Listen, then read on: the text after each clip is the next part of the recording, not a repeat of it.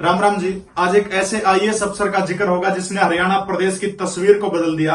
आज हिंदुस्तान के मानचित्र पर हम लोग हरियाणा प्रदेश को एक विकासशील राज्य के रूप में देखते हैं। उसके पीछे एक आईएएस अफसर का दिमाग है। जी हाँ, मेरे पीछे आप ठीक एक मिट्टी की दीवार देख रहे हैं क्योंकि ये फ्लैक्स से ढकी गई है। इसी तरह से कच्चे मकान के अंदर साल 1932 के अंदर उत्तर प्रदेश के कानपुर के अंदर एक लड़के का जन्म होता है। उनका नाम रखा गया एसके मिश्रा। जी हाँ, मैं उन्हीं आईएएस अधिकारी एसके मिश्रा की बात कर रहा हूं जो 1956 के बैच के आईएएस अधिकारी हुआ करते थे। सबसे पहले एसके मिश्रा की पोस्टिंग जो है वो पटियाला पूर्वी स्टेट यूनियन जो पेप्सू जो होता था पेप्सू के लिए करने का काम किया। उसके बाद जब पंजाब और हरियाणा दोनों प्रदेश एक हुआ करते थे तो उनकी जो पहली पोस्टिंग जो आई थी वो हिसार के डीसी के रूप में आई थी। अब हिसार जो था बहुत बड़ा इलाका होता था, भिवानी वगैरह सारा आसपास का इलाका जो होता था वो हिसार के अंडर में आता था। अब एक दिन एक युवा वकील जिनका जन्म साल 1941 के भिवानी के गोलागढ़ गांव के अंदर हुआ था, वो वकील मिलने के लिए आता है हिसार के डीसी से। वो जो वकील जो है उस युवा वकील के मन में एक जगह थी कि कैसे पिछड़े हुए तोशाम के इलाके को जो है आगे लेके जाना है, भिवानी के लिए कुछ कर गुजरने की चाह उसके मन में थी। जो पेप्सू जो थी यानी पूरा का पूरा पंजाब और हरियाणा हुआ करता था, सरकार ने एक स्कीम निकाली थी कि नलकूप के लिए लोन दिया जा रहा था सिंचाई के लिए। अब तोशाम जो हल्का जो था, तोशाम इलाके के अंदर जो था सबसे कम लोन पास किया था डीसी महोदय ने। अब उन्हीं डीसी के पास एसके मिश्रा के पास मिलने के लिए वो युवा नौजवान पहुंच जाता है और तीखी बहस करता है कि आपने 1 रुपये का लोन भी तोशाम के किसानों को नहीं दिया।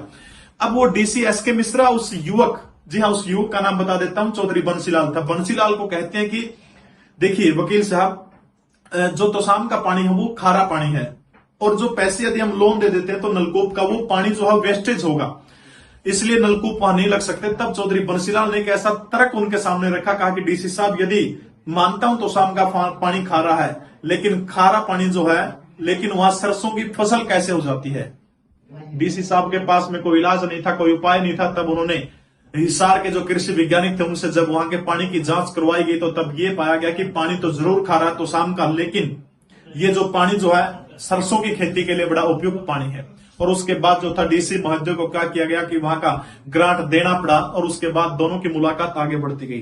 दोस्तों, जब हरियाणा बना भी नहीं था, ये बात किसी को नहीं मालूम थी कि ये जो मुलाकात हिसार के डीसी ऑफिस में हो रही है कि ये मुलाकात एक आने वाले मुख्यमंत्री के बीच में और उसके प्रधान सचिव के बीच में होंगी। क्योंकि जब हरियाणा के मुख्यमंत्री जो है बंसीलाल 1968 के अंदर सबसे युवा मुख्यमंत्री बनते हैं, तब प्रधान सचिव के तौर पर, जी हाँ, मुख्यमंत्री के बाद जो सबसे बड़ा अधिकारी होता है, सारे के सारे प्रशासन को, राज्य को चलाने का जिम्मा होता है, वो प्रधान सचिव का होता है। क्योंकि मुख्यमंत्री की सोच होती है, किसी भी नेता की सोच होती है, उसको जमीन पर उतारने का काम जो है वो एक आईएएस अफसर के द्वारा ही किया जाता है। और बंसीलाल को अनुभव नहीं था राजनीति का शुरू के अंदर, यानी प्रशासन चलाने का अनुभव नहीं था, और उनकी सोच को जमीन पर उतारने का काम किसने किया था, वो उनके प्रधान सचिव बने थे 1968 के अंदर। एसके मिश्रा के बारे में कहा जाता है कि वो एक्शन तुरंत लिया करते थे। कोई भी फाइल उनके पास पहुंचती थी तो तुरंत उसके ऊपर वो एक्शन लेके काम करते थे। आज हरियाणा प्रदेश के अंदर पर्यटन है, सिंचाई है, सड़कों का जाड़ है, जितने सारी चीजें हैं उनके पीछे चौधरी बंसीलाल को हम लोग आयरन मैन, विकास पुरुष या लौह पुरुष के नाम से जानते हैं। इसके पीछे दिमाग, क्योंकि कहा जाता है कि सफल व्यक्ति के पीछे एक औरत का हाथ होता है, लेकिन बंसीलाल की कामयाबी के पीछे यदि किसी का हाथ है तो वो एसके मिश्रा का हाथ है। हरियाणा के अंदर जितने भी आप पर्यटन स्थल देखते हैं, उन पर्यटन स्थलों का विकास करने का काम जो था वो चौधरी बंसीलाल की सरकार के दौरान किया गया था, लेकिन उसके पीछे हाथ किसका था, वो एसके मिश्रा का था। दरअसल एक दिन एसके मिश्रा और मुख्यमंत्री बंसीलाल चंडीगढ़ से दिल्ली जा रहे थे। रास्ते में करनाल के अंदर एक नहर आती है और उस नहर के ऊपर बैठ करके दोनों चाय पीते हैं। चाय पीते समय खोखा था, खोखे में बैठ करके एक आइडिया आता है एसके मिश्रा को, और वो कहते हैं कि यदि इस नहर के पास एक कृत्रिम झील बनाई जाए, एक रेस्तरां यानी एक होटल टाइप का कुछ बनाया जाए, तो लोग यहाँ पर अपने आप खींचे चले आएंगे और वो लोग जो है पैसे देंगे, सरकार को आमदनी होगी। अब चौधरी बंसीलाल को, मुख्यमंत्री को, उनका ये आइडिया बड़ा अच्छा लगा और उसके तुरंत बाद बंसीलाल ने कहा कि एसके आप इसके ऊपर काम करिए, और धीरे धीरे काम करना शुरू किया। आज हरियाणा प्रदेश के प्रत्येक जिले के अंदर आप पर्यटन स्थल देखते हैं, वो जो है एसके मिश्रा की सोच थी। अब इसके बाद एसके मिश्रा एक किताब के अंदर जिक्र करते हैं कि मेरे पास जो भी फाइल पास होने के लिए आती, मैं 70 से 75% फाइल जो वो अपने आप ही पास कर दिया करता था। यानी बंसीलाल को मेरे ऊपर इतना विश्वास था कि मैं कभी भी ऐसी फाइलें भेजता था जो मेरे बस की बाहर होती, बाकी 75% फाइलें अपने आप पास किया करता था। 1975 के दौरान आप सभी को पता है हिंदुस्तान के इतिहास के अंदर एक काली घटना घटती है। 26 जून 1975 को इस देश के अंदर इंदिरा गांधी भारत के प्रधानमंत्री थे, वो आपातकाल लगाने का काम करती है। जब इमरजेंसी लग जाती है 26 जून से लेकर के लगभग दिसंबर के महीने तक, यानी जून से दिसंबर 1975 तक बंसीलाल हरियाणा प्रदेश के मुख्यमंत्री थे। और जब मुख्यमंत्री रहे, बाद में उनको भारत का रक्षा मंत्री बना दिया था इमरजेंसी के दौरान। आप लोग हरियाणा जीके के अंदर पढ़ते हैं कि आपातकाल के दौरान रक्षा मंत्री बंसीलाल को दिसंबर 1975 में बनाया गया था। लगभग 6 महीने वो आपातकाल के दौरान हरियाणा प्रदेश के मुख्यमंत्री थे और एस के मिश्रा उनके प्रधान सचिव थे। अब हरियाणा प्रदेश को मिनी जेल के रूप में बनाने का काम कर दिया था तत्कालीन सरकार के द्वारा, क्योंकि जो बंसीलाल जो थे वो संजय गांधी के और खासतौर पर इंदिरा गांधी के बड़े खास नेताओं के अंदर एक हुआ करते थे। इतनी ज्यादतियां तत्कालीन विपक्ष के नेताओं को देने का काम किया। हरियाणा प्रदेश के जितने भी बड़े नेता, चाहे ओम प्रकाश चौटाला हो, चाहे देवीलाल हो, चाहे रामविलास शर्मा हो, जितने भी बड़े नेता के टाइम पे देखते हैं, वो सारे के सारे नेताओं को जेल में बंद करने का काम कर दिया था। इमरजेंसी का एक और दूसरा अध्याय है, और इस अध्याय के दौरान एक सोच थी संजय गांधी की कि हिंदुस्तान की जनसंख्या अपार गति से बढ़ रही है और इस जनसंख्या बढ़ने के ऊपर रोक लगाई जाए। तब एक कार्यक्रम वो लेके आए थे, उस कार्यक्रम का नाम था नसबंदी कार्यक्रम। पहले साल में नसबंदी कार्यक्रम में हरियाणा प्रदेश को 74,300 का टारगेट दिया गया था। बाद में वो टारगेट घटा करके 45,000 कर दिया गया। लेकिन हरियाणा के अंदर लगभग, अगर मैं आंकड़ा सही है तो 57,492 लोगों की नसबंदी पहले साल के दौरान करने का काम किया। 1976 और 1970 के दौरान हरियाणा प्रदेश के अंदर लगभग 2,20,000 लोगों की नसबंदी करने का काम किया। अब मंत्री जो थे, मंत्रियों को भी जैसे आपने कुछ साल पहले जियो के आने से पहले देखा होगा, सिम बेचने वालों को टारगेट दिए जाते थे, टारगेट के चक्कर में वो सस्ती स्कीम दे दिया करते थे। ऐसा ही काम यहां पर हुआ, मंत्रियों को भी टारगेट तक देने का काम किया गया था और टारगेट पूरा करने के चक्कर में ऑन रिकॉर्ड में बात बोल रहा हूं कि 105 कुआरे लोग जो थे उनकी भी नसबंदी करने का काम कर दिया गया। जी हां, करनाल में बंसीलाल जब एक रैली को संबोधित कर रहे थे इस आपातकाल के बाद में, तब एक करनाल का युवक रैली के अंदर उनके सामने नग्न अवस्था में खड़ा हो जाता और कहता है कि मैं किसी लायक नहीं हूं क्योंकि आपने बिना शादी किए ही मेरी नसबंदी करने का काम कर दिया। ये तमाम जो गुनाह जो थे इमरजेंसी के, निश्चित रूप से इंदिरा गांधी और बंसीलाल हरियाणा के सर्वश्रेष्ठ मुख्यमंत्रियों में एक है, इंदिरा गांधी सर्वश्रेष्ठ प्रधानमंत्रियों में एक है। बरसते उनके दोनों के कार्यकाल से यदि आपातकाल को निकाल दिया जाए, अब वो टीस जो थी विपक्ष के नेताओं के अंदर की, बंसीलाल के दिमाग के पीछे केवल एक ही व्यक्ति का हाथ, और वो व्यक्ति कौन है? वो व्यक्ति है एस के मिश्रा, जो मुख्यमंत्री के प्रधान सचिव थे। आप सभी को पता है आपातकाल के बाद में, आपातकाल के दौरान मुख्यमंत्री जो थे बंसीलाल, उनको तुरंत चंडीगढ़ बुला के इस्तीफा दिलाया जाता है और उनको रक्षा मंत्री बना दिया जाता है। आपातकाल के बाद हरियाणा प्रदेश के मुख्यमंत्री बनते हैं चौधरी देवीलाल। चौधरी देवीलाल ने बढ़ते एक बात का ऐलान कर दिया कि एस के मिश्रा को जेल में डाला जाएगा। अब एक आईएएस अधिकारी के लिए इससे बड़ी मुसीबत की बात और कोई नहीं हो सकती कि उनके ऊपर लगभग 50 केस ठोक दिए जाते हैं। मिश्रा जो थे वो स्टडी लीव के ऊपर, छुट्टी के ऊपर जाने का विचार कर चुके थे, आवेदन किया, लेकिन हरियाणा सरकार कोई मंजूरी उनको नहीं दे रहे थे।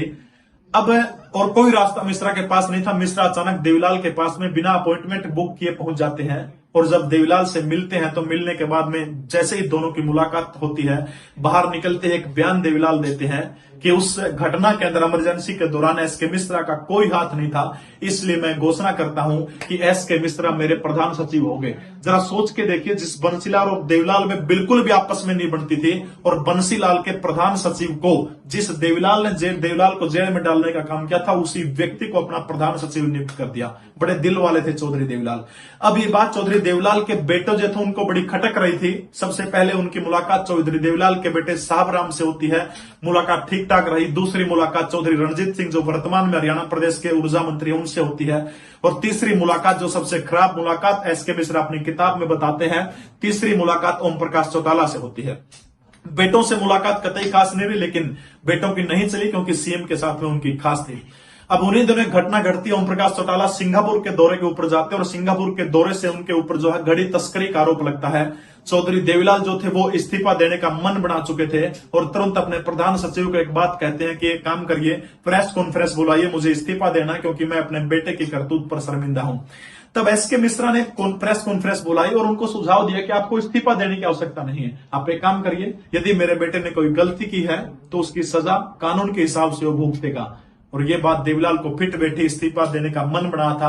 प्रेस कॉन्फ्रेंस होती है, कॉन्फ्रेंस के अंदर वो कहते हैं कि यदि मेरे बेटे ने कोई गलती की है तो कानून अपना काम करेगा, मैं उसको बचाने का काम नहीं करूंगा। और इसके बाद में कभी भी ओम प्रकाश चौटाला और एस के मिश्रा की मुलाकात नहीं होती, यानी दोनों के रास्ते एक तरह से अलग अलग हो जाते हैं। इसके बाद जब हम आगे बढ़ते हैं तो एक और समस्या यहां पर खड़ी हो जाती है।